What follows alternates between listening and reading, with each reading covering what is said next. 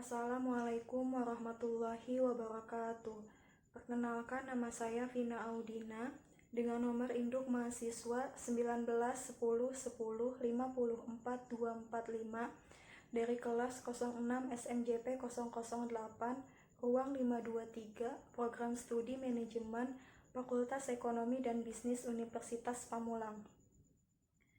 Di sini saya akan membandingkan dua artikel mengenai bank dengan menggunakan perbandingan rasio keuangan bank. Judul dari kedua artikel tersebut yaitu yang pertama ada pengaruh capital adequacy ratio dan loan to deposit ratio terhadap return on asset pada PT Bank Mandiri Persero Tbk periode 2016 sampai 2020. Yang kedua, pengaruh biaya operasional, pendapatan operasional BOPO, dan risiko kredit atau NPL terhadap profitabilitas atau return on asset pada PT Bank Mandiri Persero Tbk periode 2012 sampai 2019. Selanjutnya yang akan dibahas dalam membandingkan dua artikel ini yaitu yang pertama, pengertian Bank Mandiri secara umum. Yang kedua, apa saja sih rasio pembanding yang digunakan dalam artikel yang akan dibahas ini. Yang ketiga, hasil atau kesimpulan dari penelitian yang digunakan. Kira-kira rasio mana yang mempunyai pengaruh yang positif untuk Bank Mandiri. Selanjutnya yaitu pembahasan artikel yang pertama dengan judul artikel yaitu pengaruh capital adequacy ratio dan loan to deposit ratio terhadap return on asset pada PT Bank Mandiri Persero Tbk periode tahun 2016 sampai 2020. Nama jurnalnya yaitu Jurnal Ekonomi Efektif ber-ISSN dengan volume 4 nomor 3 terbit April 2022. Penulisnya Arif Hidayat, Dede Supian, dan Yeti Kusmawati. Dalam artikel ini disebutkan, penelitian ini bertujuan untuk mengetahui pengaruh capital adequacy ratio dan loan to deposit ratio terhadap return on asset pada PT Bank Mandiri Persero Tbk periode 2016 sampai 2020. Metode yang digunakan adalah explanatory research dengan teknik analisis menggunakan analisis statistik dengan pengujian regresi, korelasi, determinasi, dan uji hipotesis. Hasil penelitian ini, capital adequacy ratio berpengaruh signifikan terhadap return on asset sebesar 96,4%. Uji hipotesis diperoleh 0,003 lebih kecil daripada 0,05. Loan to deposit ratio berpengaruh signifikan terhadap return on asset sebesar 27,7%. Uji hipotesis diperoleh 0,135 lebih besar dari 0,05. Capital adequacy ratio dan loan to deposit ratio secara simultan berpengaruh signifikan terhadap return on asset dengan persamaan regresi Y sama dengan 4,232 min 0,111x1 ditambah 0,014x2 dan kontribusi berpengaruh sebesar 97,8%. Uji hipotesis diperoleh 0,022 lebih kecil dari 0,05. Selanjutnya yaitu bank secara umum. Perbankan mempunyai peranan penting dalam membangun sistem perekonomian. Bank sebagai lembaga keuangan berfungsi sebagai intermediasi atau perantara bagi pihak yang mempunyai kelebihan dana dengan pihak yang membutuhkan dana. Fungsi intermediasi pada bank membuat bank memiliki posisi yang strategis dalam perekonomian karena dengan aktivitasnya yaitu menghimpun dana dan menyalurkan dana kepada masyarakat yang membutuhkan, akan meningkatkan arus dana untuk investasi dan modal kerja. Bank merupakan salah satu lembaga keuangan yang mempunyai peranan penting dalam perekonomian suatu negara sebagai lembaga perantara keuangan.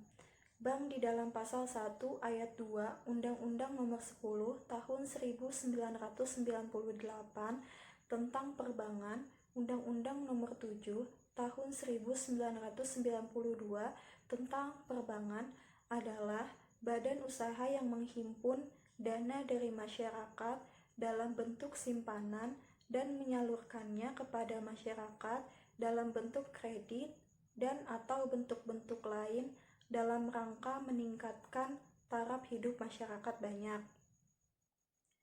Dalam kegiatan usahanya mengandalkan kepercayaan masyarakat, maka bank harus mampu menunjukkan kredibilitasnya sehingga semakin banyak masyarakat yang bertransaksi di bank tersebut.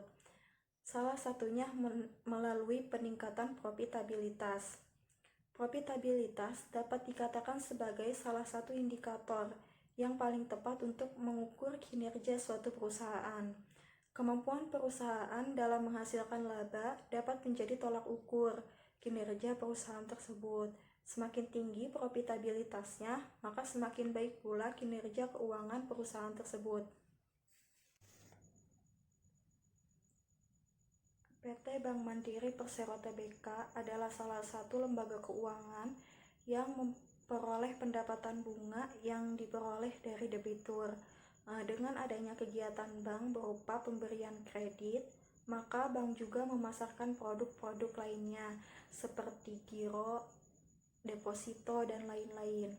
Berdasarkan anggaran dasar pasal 3 ayat 1, PT Bank Mandiri Persero Tbk menetapkan maksud dan tujuan perusahaan adalah untuk melakukan usaha di bidang perbankan sesuai dengan ketentuan dalam peraturan perundangan. Beberapa faktor yang berpengaruh terhadap kinerja Bank Mandiri adalah CAR dan LDR.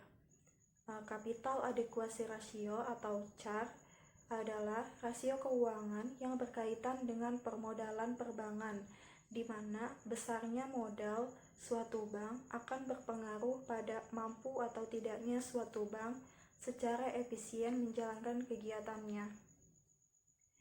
Jika modal yang dimiliki oleh bank tersebut mampu menyerap kerugian yang tidak dapat dihindarkan, maka bank dapat mengelola seluruh kegiatannya secara efisien, sehingga kekayaan bank atau kekayaan pemegang saham diharapkan akan semakin meningkat.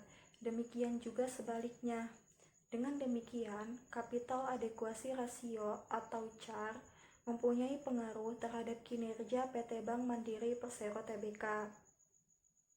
Sementara, Loan to Deposit Ratio atau LDR merupakan rasio yang mengukur kemampuan bank untuk memenuhi kewajiban yang harus dipenuhi, sehingga semakin tinggi LDR, maka laba bank semakin meningkat.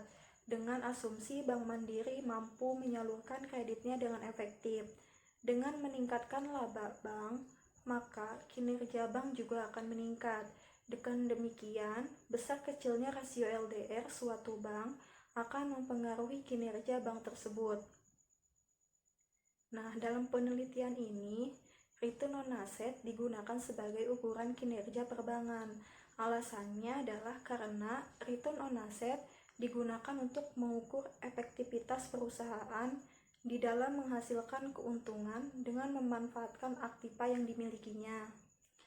Return on asset merupakan rasio antara laba sebelum pajak terhadap total aset. Semakin besar return on asset menunjukkan kinerja keuangan yang semakin baik, karena tingkat pengembalian atau return semakin besar. Apabila return on asset meningkat, berarti profitabilitas perusahaan meningkat, sehingga dampak akhirnya adalah peningkatan profitabilitas.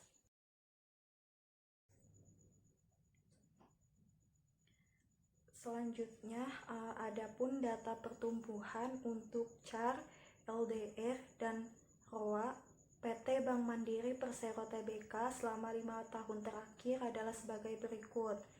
Yang pertama, pada tahun 2016 presentasi CAR sebesar 15,48%, 2017 sebesar 14,93%, 2018 sebesar 16,60%, 2019 sebesar 18,50%, 2020 sebesar 21,73%. Untuk LDR tahun 2016 sebesar 77,66%, 2017 82,97%, 2018 sebesar 82,02%, 2019 sebesar 86,15%, 2020 sebesar 84,86%.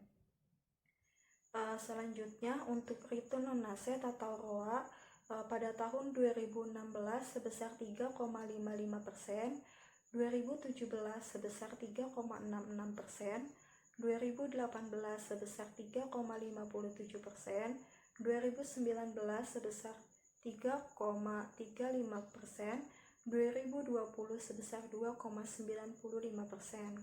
Untuk rata-ratanya, rata-rata CAR sebesar 17,45%, LDR sebesar 82,20%, sedangkan untuk rata-rata ROA sebesar 3,53%. Nah, berdasarkan data pada tabel di atas, pencapaian nilai CAR, LDR, dan ROA selama periode tahun 2016 sampai 2020 mengalami perkembangan yang fluktuasi. Nilai CAR diperoleh rata-rata sebesar 17,45% dan nilai LDR diperoleh rata-rata sebesar 82,20% serta nilai return on asset diperoleh rata-rata sebesar 3,53%.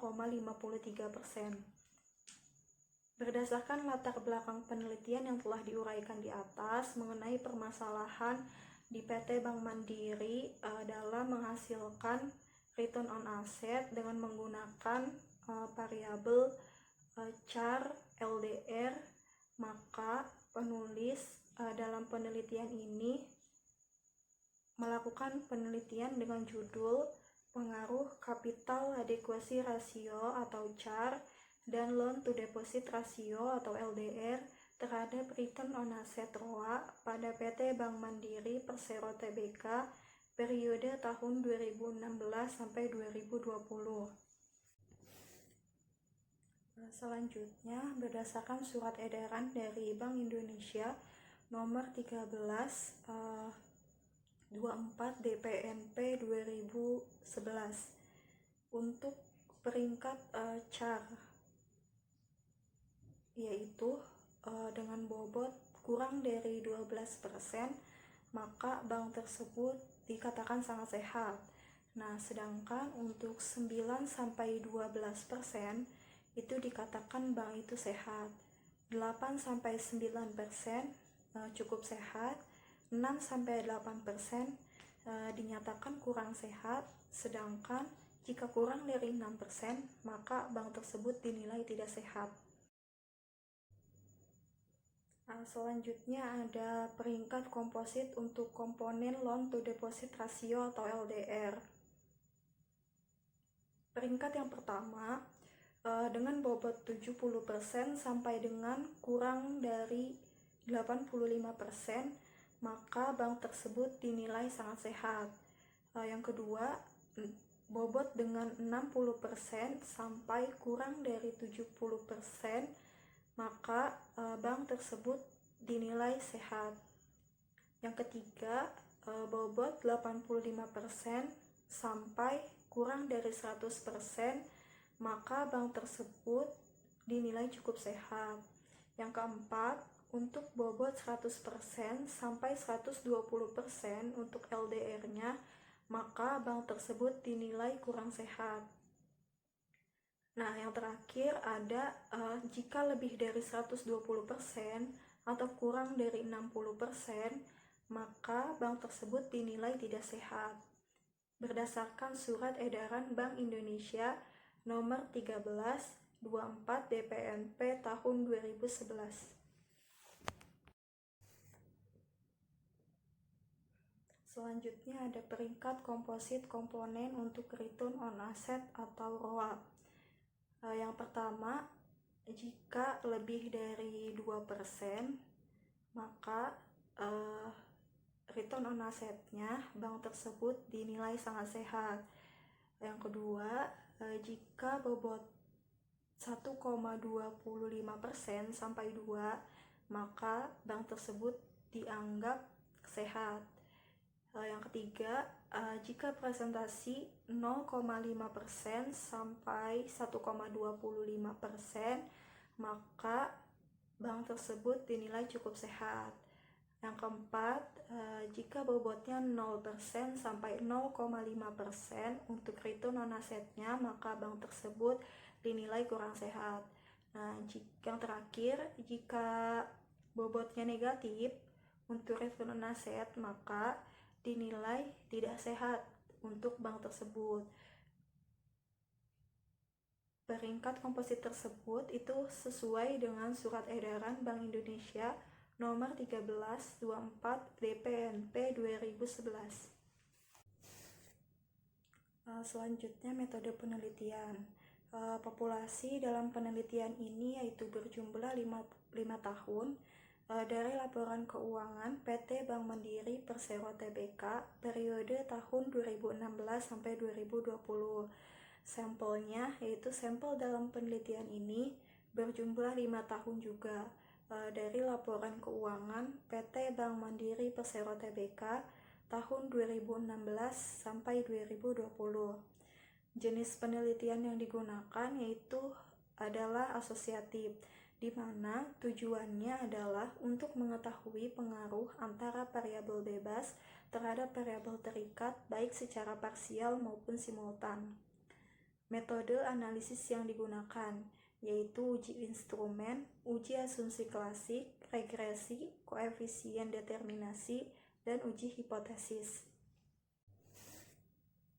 Setelah dilakukan uji tersebut, maka didapatkan pembahasan hasil penelitian.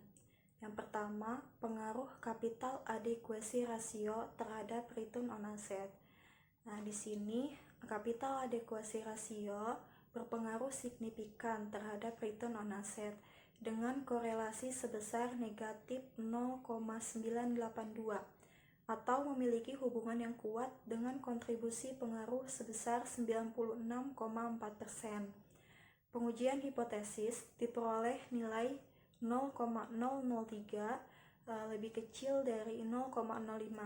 Dengan demikian, hipotesis pertama yang diajukan bahwa terdapat pengaruh signifikan antara capital adequacy ratio terhadap return on asset yang diterima. Selanjutnya, pengaruh loan to deposit ratio terhadap return on asset. Loan to deposit ratio berpengaruh signifikan terhadap return on asset dengan korelasi sebesar negatif 0,525 atau memiliki hubungan yang kuat dengan kontribusi pengaruh sebesar 27,7%. Pengujian hipotesis diperoleh nilai 0,135 lebih besar dari 0,05. Dengan demikian, hipotesis kedua yang diajukan bahwa terdapat pengaruh signifikan antara loan to deposit ratio terhadap return on asset ditolak. Yang ketiga, ada pengaruh capital adequacy ratio dan loan to deposit ratio terhadap return on asset.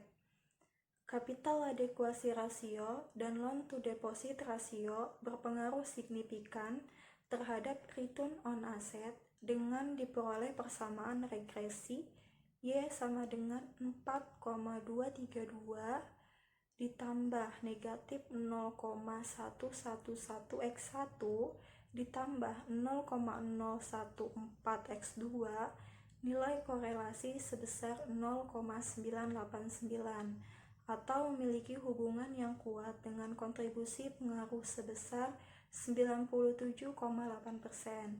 sedangkan sisanya sebesar 2,2% dipengaruhi oleh faktor lain.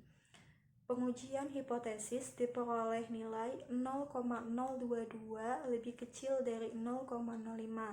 Dengan demikian, hipotesis ketiga yang diajukan bahwa terdapat pengaruh yang signifikan antara capital adequacy ratio dan loan to deposit ratio terhadap return on asset diterima. Kesimpulan dalam penelitian ini yang pertama yaitu dapat ditarik kesimpulan bahwa capital adequacy ratio berpengaruh signifikan terhadap return on asset dengan kontribusi pengaruh sebesar 96,4%. Uji hipotesis yang diperoleh dengan nilai 0,003 lebih kecil dari 0,05. Yang kedua, loan to deposit ratio berpengaruh signifikan terhadap return on asset dengan kontribusi pengaruh sebesar 27,7%.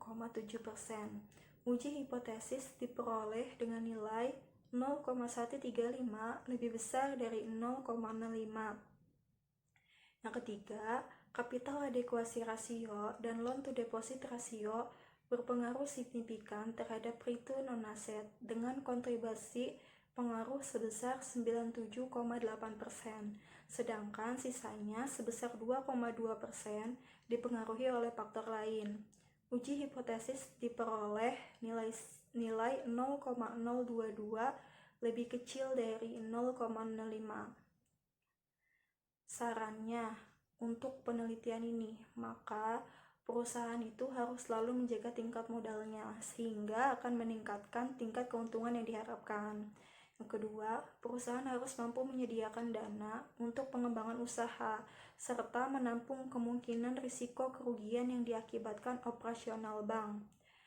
Yang ketiga, dengan melihat CAR dan LDR yang fluktuatif, perusahaan harus selalu menjaga efisiensi yang dapat menghasilkan laba maksimal sehingga kinerja yang dicapai dapat meningkat. Artikel yang selanjutnya yaitu pengaruh biaya operasional, pendapatan operasional atau BOPO dan risiko kredit atau NPL terhadap profitabilitas atau return on asset pada PT Bank Mandiri Persero Tbk periode 2012 sampai 2019 dengan penulis yaitu Meliana Dwi Lestari dan Gus Ganda Suryamanda. Nama jurnalnya yaitu Kompetitif Jurnal Akuntansi dan Keuangan, volume 5, nomor 2, diterbitkan tahun 2021. Latar belakang dari penelitian ini yaitu karena perbankan menjadi suatu lembaga yang sangat penting bagi masyarakat yang di dalam usahanya membutuhkan perekonomian serta tingkat kesejahteraan. Pada perbankan maupun non-perbankan, penjelasan mengenai risiko kredit terlihat lebih dipersempit lagi. Untuk mengendalikan risiko kredit, maka perlu melalui berbagai tahapan dalam manajemen risiko perbankan. Tahapan tersebut dilakukan dengan pemanfaatan sumber daya pada bank, seperti sumber daya manusia dan sumber daya yang berasal dari teknologi. Apabila sumber daya tersebut dimanfaatkan dengan sebaik-baiknya, maka tujuan untuk meminimalisir suatu risiko kredit dapat tercapai. Nah, di zaman seperti ini, perusahaan harus mampu bertahan dari para pesaing dengan selalu mencermati keadaan pasar dan kerugian yang akan terjadi. Kemudian, perusahaan juga harus mampu memperhitungkan laba yang harus didapat sesuai dengan tujuan perusahaan. Dalam penelitian ini, variabel yang digunakan yaitu ada biaya operasional, pendapatan operasional, NPL, dan return on asset. Nah, yang pertama, return on asset. Dalam rasio profitabilitas berfungsi untuk mengukur kekuatan perusahaan untuk mendapatkan laba yang berasal dari aset yang dimilikinya.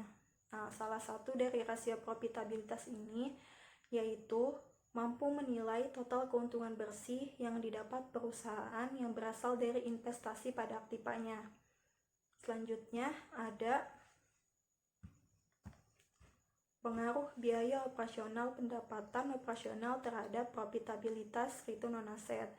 Nah, BOPO ini berfungsi untuk membandingkan biaya operasional dan pendapatan operasional. Nah, nilai pada rasio BOPO akan menunjukkan kemampuan manajemen perusahaan dalam bekerja. Kemampuan apabila nilai tersebut rendah, maka hal itu akan baik. Kemudian, BOPO juga berfungsi dalam menunjukkan keefisienan perusahaan dalam mengeluarkan biaya operasional. Apabila biaya operasional dapat dikendalikan dengan efisien, maka pada perusahaan tersebut tidak dalam situasi yang sedang mengalami masalah. Munawir 2010 menjelaskan bahwa pengukuran BOPO dapat dilakukan melalui perbandingan biaya operasional dengan pendapatan operasional. BOPO berfungsi dalam mengetahui keefisienan manajemen dalam mengatur biaya operasional. Apabila biaya operasional pada bank semakin efisien, maka situasi pada bank tersebut sangat baik. Riset yang dikerjakan oleh Putri pada tahun 2020 mendapatkan hasil bahwa terdapat pengaruh variabel BOPO terhadap profitabilitas, sependapat dengan pengamatan yang dikerjakan oleh Pinasti dan Mustikawati pada tahun 2018 dengan memberikan hasil bahwa BOPO berpengaruh terhadap profitabilitas. Jadi hipotesisnya H1 yaitu biaya operasional, pendapatan operasional berpengaruh terhadap profitabilitas. Selanjutnya yaitu pengaruh risiko kredit terhadap profitabilitas. Nah, menurut Denda Wijaya pada tahun 2009 menjelaskan rasio NPL ini berguna untuk mengukur risiko kredit pada perbankan dengan melihat tingkat nasabah, mengembalikan pokok pinjaman, serta membayar bunga yang sudah tertunda selama lebih dari setahun sejak jatuh tempo, berdasarkan jadwal yang sudah dijanjikan sebelumnya. Nah, NPL ini bertujuan untuk mengetahui pembiayaan non-lancar terhadap total pembiayaan. Batas nilai NPL pada perbankan yaitu sebesar 5%, yang artinya bila nilai NPL-nya melebihi dari presentasi tersebut, maka dapat mempengaruhi tingkat kesehatan bank itu sendiri. Rasio non-performing loan dapat menggambarkan risiko kredit pada bank. Masyhur tahun 2004 juga menjelaskan apabila sesudah kredit disalurkan kepada nasabah, maka bank memiliki kewajiban untuk memonitori nasabah dalam menggunakan kreditnya. Kemudian melihat kepatuhan serta usaha dari debitur dalam menjalankan kewajiban tersebut. Studi empiris yang dikerjakan oleh NKAP Putri pada tahun 2018 menjelaskan bahwa NPL berpengaruh terhadap profitabilitas. Begitu juga sependapat dengan penelitian tersebut, penelitian yang dilakukan oleh Putriyaningsih dan Yulianto pada tahun 2016 menjelaskan bahwa rasio NPL memiliki pengaruh terhadap profitabilitas. Jadi, hipotesis yang kedua yang diajukan yaitu risiko kredit berpengaruh terhadap profitabilitas. Selanjutnya akan membahas metode yang digunakan dalam penelitian ini. Yang pertama ada populasi dan sampel. Populasi yang ditentukan oleh penulis yakni pada perusahaan sektor perbankan yang terdapat di Bursa Efek Indonesia pada periode 2012 sampai 2019. Sedangkan sampel yang digunakan yaitu perusahaan perbankan PT Bank Mandiri Persero Tbk periode 2012 sampai 2019.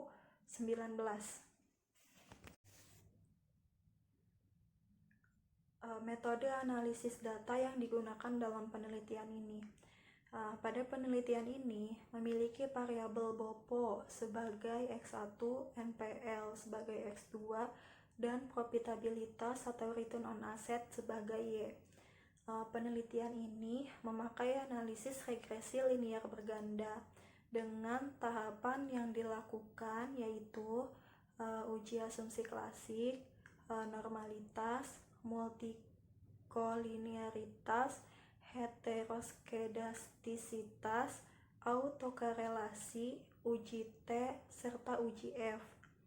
Penelitian menggunakan metode kuantitatif dalam melakukan penelitian, serta menggunakan data sekunder yang berasal dari laporan keuangan triwulan PT Bank Mandiri periode 2012 hingga 2019. Nah, laporan keuangan triwulannya didapatkan melalui website resmi Bursa Efek Indonesia yaitu www.idx.co.id. Perhitungan data dilakukan dengan alat statistik berupa SPSS. Karena salah satu variabel yang digunakan dalam penelitian ini yaitu ada BOPO, maka di sini saya akan menjelaskan kategori BOPO yang sehat menurut surat edaran Bank Indonesia. Nah, untuk rasio BOPO, bank yang dikategorikan sehat memiliki rasio BOPO maksimal antara 94-96% berdasarkan surat edaran Bank Indonesia nomor 6/23/DPNP tahun 2004.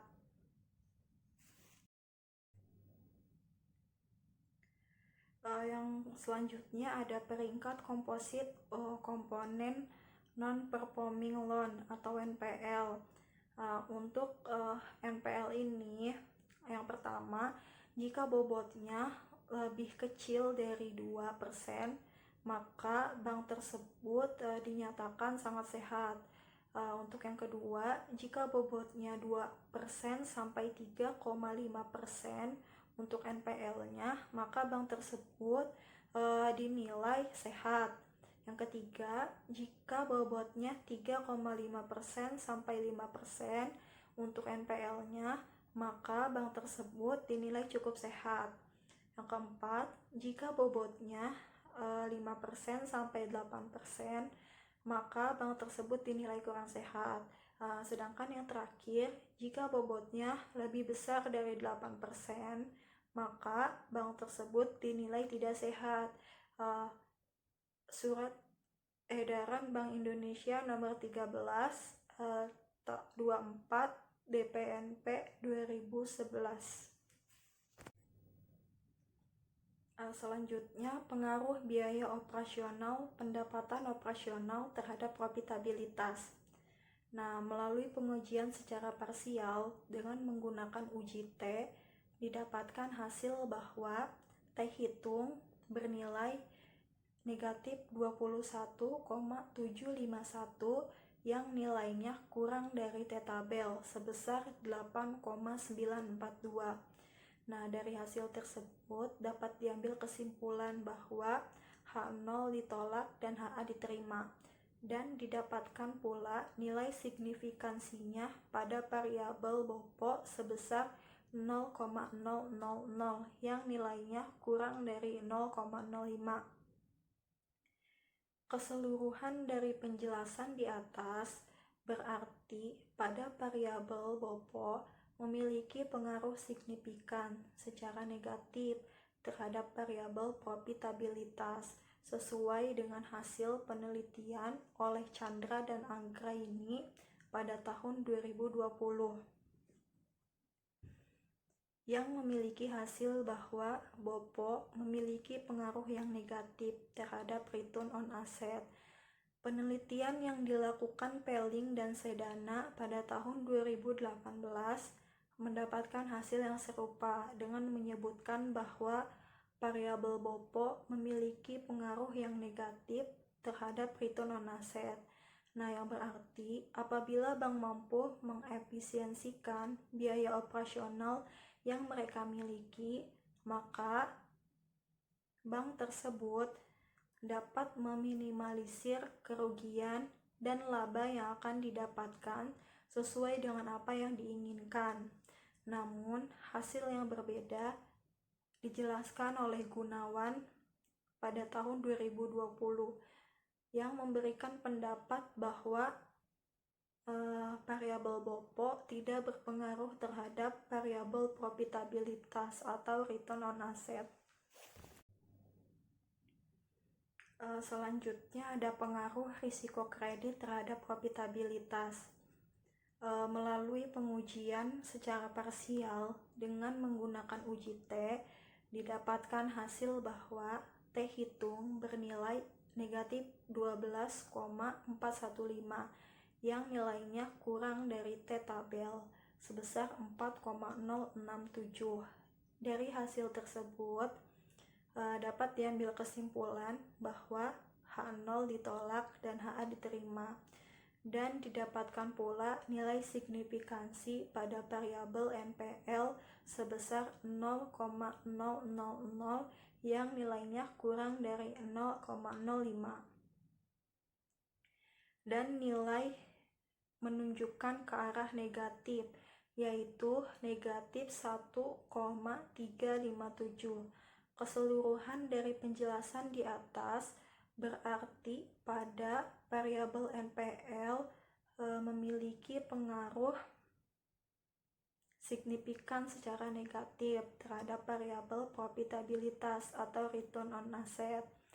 Hasil ini sesuai dengan pendapat yang dipaparkan oleh Hutagalung pada tahun 2013 yang mengatakan variabel NPL memiliki pengaruh secara negatif terhadap profitabilitas.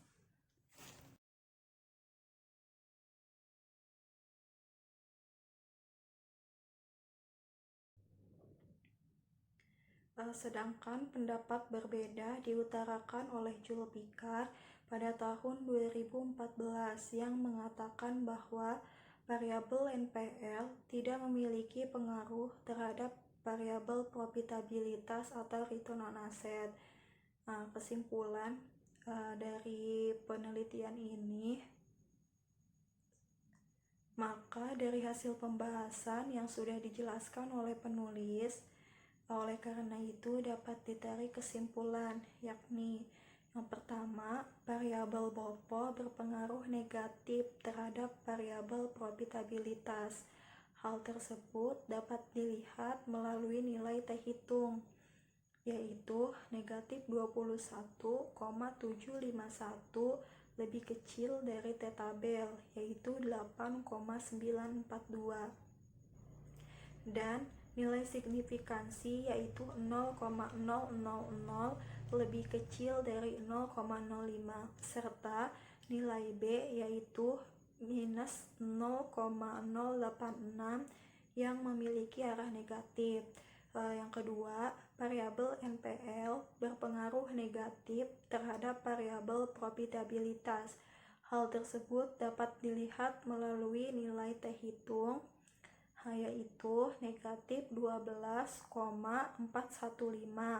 lebih kecil dari T tabel. T tabelnya sebesar 4,067, dan nilai signifikansi yaitu 0,000 lebih kecil dari 0,05, serta nilai B yaitu negatif 1,357 yang memiliki arah negatif. Yang ketiga, variabel BOPO dan NPL secara simultan memiliki pengaruh terhadap variabel profitabilitas atau return on asset. Hal tersebut dapat dilihat melalui nilai F hitung. Nah, dari penelitian ini, saran yang mungkin bisa diberikan bagi perusahaan PT Bank Mandiri Persero Tbk yang diharapkan adalah untuk selalu memperhatikan biaya operasional, pendapatan operasional atau BOPO sesuai dengan ketentuan Bank Indonesia yang harus berada di bobot kurang dari atau lebih kecil dari 90%. Nah, hal ini berguna untuk melihat tingkat efisien suatu bank dalam mengeluarkan biaya operasional yang mereka miliki. Kemudian PT Bank Mandiri Persero Tbk harus juga selalu menjaga nilai NPL dengan tujuan agar dapat melihat tingkat kredit macet yang diberikan kepada nasabah. Nah, jika presentasi NPL lebih dari 5%, hal tersebut akan sangat berpengaruh terhadap kesehatan yang dimiliki oleh PT Bank Mandiri Persero Tbk. Dari perbandingan kedua artikel dengan judul Pengaruh Capital Adequacy Ratio dan Loan to Deposit Ratio terhadap Return on Asset pada PT Bank Mandiri Persero Tbk periode 2016 sampai 2020 dan pengaruh biaya operasional, pendapatan operasional BOPO, dan risiko kredit NPL terhadap profitabilitas return on asset pada PT Bank Mandiri Persero Tbk periode 2012 sampai 2019. Nah, dengan perbedaan variabel penelitian, untuk artikel yang pertama menggunakan rasio capital adequacy ratio dan loan to deposit ratio, sedangkan untuk artikel yang kedua menggunakan rasio biaya operasional, pendapatan operasional, dan risiko kredit, di mana kedua artikel itu membahas bagaimana Bank Mandiri tersebut dalam mendapatkan pengembalian aktifanya dengan rasio return on asset. Berdasarkan penjelasan sebelumnya, dari kedua artikel tersebut, maka dapat ditarik kesimpulan dari segi capital adequacy ratio dan loan to deposit ratio, kedua rasio tersebut berpengaruh signifikan terhadap return on asset pada PT Bank Mandiri Persero Tbk periode 2016 sampai 2020.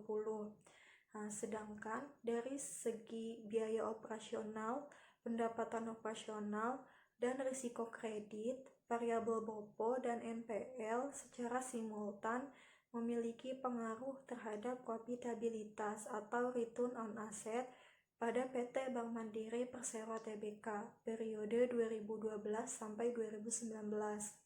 Maka dalam perbandingan kedua artikel ini, baik dari rasio CAR, LDR, BOPO maupun NPL memiliki pengaruh terhadap return on asset yang dihasilkan oleh Bank Mandiri. Tinggal bagaimana Bank Mandiri menjaga persentase atau bobot rasio tersebut agar tetap dinilai sehat berdasarkan surat edaran Bank Indonesia, sehingga return on asset yang didapatkan pun akan semakin baik. Terima kasih, sekian dari saya. Mohon maaf apabila banyak kesalahan. Wassalamualaikum warahmatullahi wabarakatuh.